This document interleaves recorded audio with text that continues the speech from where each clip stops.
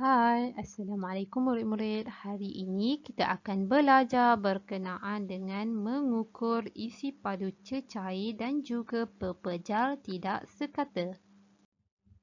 Untuk objektif pembelajaran kita hari ini, cikgu nak di akhir pembelajaran murid dapat mengukur isi padu cecair dengan betul dan juga dapat menyelesaikan masalah untuk menentukan isi padu pepejal tidak sekata melalui kaedah sesaran air. Okey, baiklah. Yang pertama kita akan belajar mengukur isi padu cecair. Okey, cuba lihat gambar rajah yang ada pada slide ini. Okey, terdapat 3 orang pelajar iaitu Lim, Langgi dan juga Aisyah. Mereka membeli susu kotak. Mereka ingin mengetahui sama ada isi padu kotak tersebut sama seperti yang dilabelkan.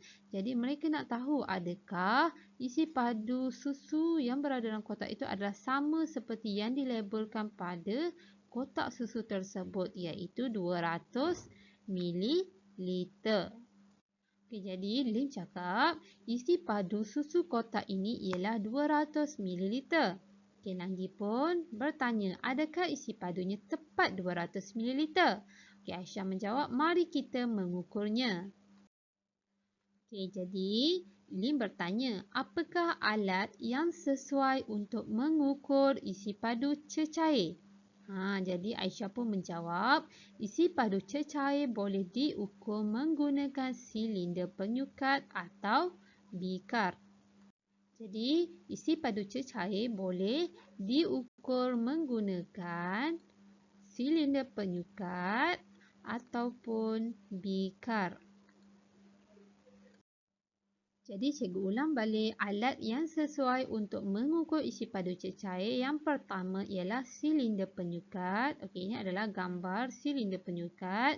Dan yang kedua kita ada bikar. Okey, ini adalah gambar bikar. Okey, jadi sekarang Lim, Langgi dan juga Aisyah mengambil ukuran isi padu susu kotak dan diletakkan dalam silinder penyukat. Okey, kita tengok dulu macam mana Lim mengambil ukuran isi padu susu kotak. Okey, apa yang Lim cakap? Isi padunya ialah 210 mililiter. Okey, kalau tengok dalam gambar ini, Lim memerhatikan ataupun mengambil ukuran isi padu melalui pandangan. Pandangan mana ni? Pandangan dari atas. Cuba tengok sini. Okey, jadi nilai ukuran isi padu yang diukur oleh Lim ialah 210 mililiter. Okey, sekarang kita tengok pula Langgi. Okey, Langgi dia berkata, bukanlah, isi padunya ialah 190. Okey, kalau kita tengok pandangan mata Langgi adalah daripada kedudukan bawah, iaitu pandangan bawah. Jadi nilai isi padu yang diukur oleh Langgi ialah 190 mililiter. Okey, sekarang kita tengok pula Aisyah. Okey, Aisyah. Okey, saya pula mendapat bacaan tepat 200 mililiter. Okey, kalau kita tengok pandangan mata Aisyah adalah setentang dengan bacaan isi padu susu kotak. Jadi, bacaan yang paling tepat ialah bacaan Aisyah. Cikgu ulang balik, bacaan isi padu siapakah yang betul dan mengapa? Okay, jadi, bacaan Aisyah ialah bacaan yang betul kerana kedudukan matanya berada pada aras meniskus. Okey, kalau tengok bacaan yang diukur oleh Aisyah ialah 200 mililiter kerana bacaannya adalah pada aras yang betul iaitu setentang dengan isi padu air tersebut iaitu di aras meniskus. Jadi apa itu aras meniskus? Meniskus ialah permukaan cecair di dalam sesuatu bekas yang kelihatan berkeluk. Jadi apa yang murid-murid perlu tahu ialah aras meniskus. Okay, jadi macam mana kita nak ukur isi padu air ialah kita perlu ambil di aras meniskus. Okay? Aras di sini. Okay, jadi kalau kita tengok sini, aras meniskus adalah 200 mililiter. Jadi itu adalah bacaan yang paling tepat. Baiklah, sekarang kita masuk kepada macam mana untuk mengukur isi padu pepejar tidak sekata. Okey, jadi soalan cikgu ialah bagaimanakah isi padu pepejar yang tidak sekata ditentukan? Okey, jadi contoh-contoh pepejar yang tidak sekata, kita ada batu, kita ada kunci dan juga panah. Okey. Okey, jadi bagaimanakah isi padu pepejar yang tidak sekata ini ditentukan? Okey, jadi isi padu pepejar tidak sekata ditentukan melalui kaedah sesaran air. Isi padu yang tersesar bersamaan dengan isi padu objek. Okey, kita akan tengok lepas ni. Okey, ini adalah gambar isi padu air sebelum batu diturunkan. Okey, setelah batu diturunkan, aras air akan meningkat. Iaitu kita panggil air yang tersesar. Okey, jadi isi padu air yang tersesar bersamaan dengan isi padu objek tidak sekata tersebut.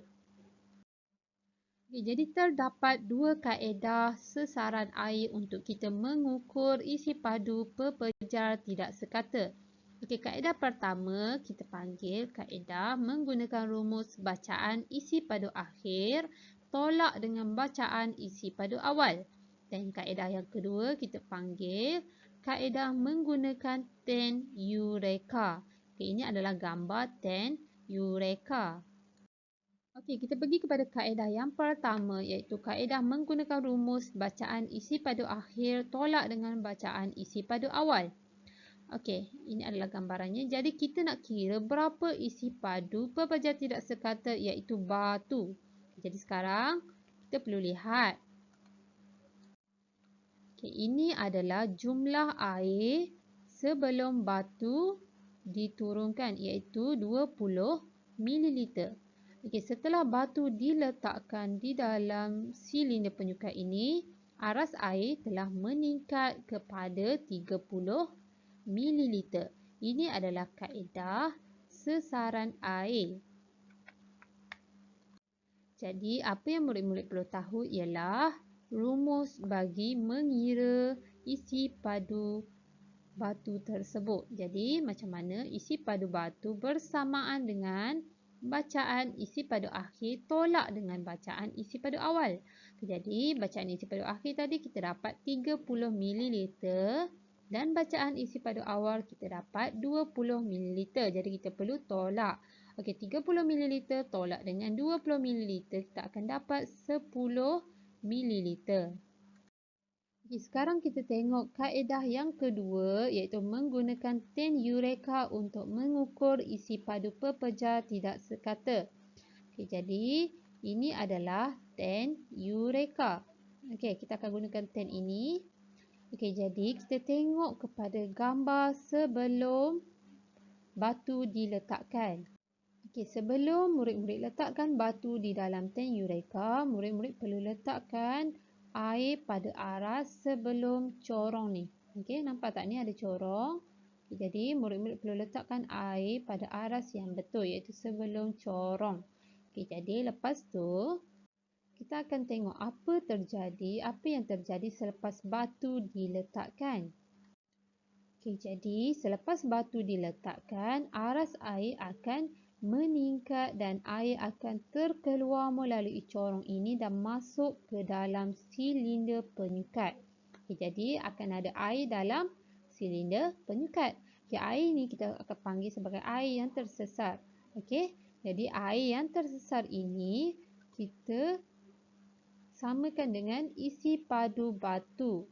Jadi kita akan dapat isi padu batu melalui ukuran isi padu air yang tersesar ini. Jadi sekarang adalah masa untuk murid-murid menyiapkan sedikit latihan. Murid-murid boleh buka buku aktiviti sains muka surat 59 hingga 62 dan cuba siapkan latihan berkaitan dengan mengukur isi padu cecair dan juga pepejar tidak sekata. Jadi sekian dulu untuk kelas kita pada hari ini. InsyaAllah kita jumpa lagi. Bye. Assalamualaikum.